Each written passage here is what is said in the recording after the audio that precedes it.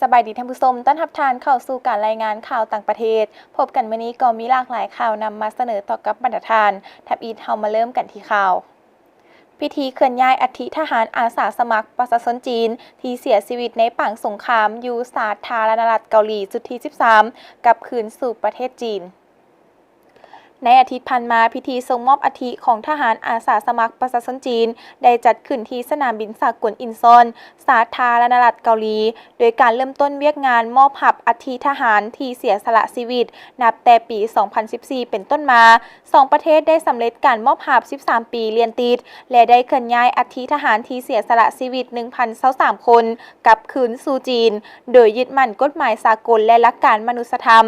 หลังจากพิธีต้อนรับโลงศพที่บรรจุอัฐิและสิ่งของนักรบเสียสละชีวิตเพื่อชาติของกองทัพอาสาสมัครประชาชนจีนได้ถูกนำส่งไปยังสุสานนักรบเสียสละสงครามต่อต้านอเมริกาของเมืองเซินหยางประชาชนจากทุกชั้นคนได้มายืนเลียนแถวตามถนนหนทางเพื่อแสดงความเคารพต่อดวงวิญญาณของทหารที่เสียชีวิต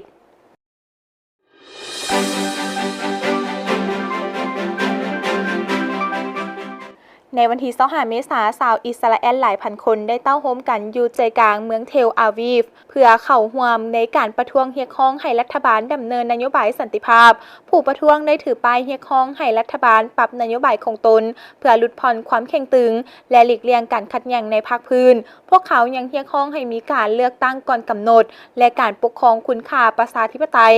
นอกจากนั้นความต้องการหลักแม่นการสั่งตั้งคณะกรรมการเพื่อสืบสวนความล้มเหลวในการป้องกันการโจมตีของกลุ่มฮามาสในวันที่ 7 ตุลาคม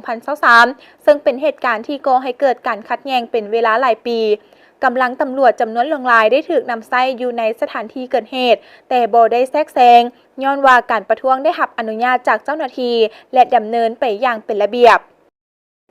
และที่ผ่านไปนั้นก็เป็นข่าวสารต่างประเทศที่ทางภาคข่าวต่างประเทศของพวกเราได้นำมาให้ประธานได้รับชมและมาฮอนี่เวลาของการนำเสนอข่าวสารต่างประเทศก็ได้หมดลงแล้วพบกันใหม่โอกาสหน้าสำหรับมื้อนี้สบายดี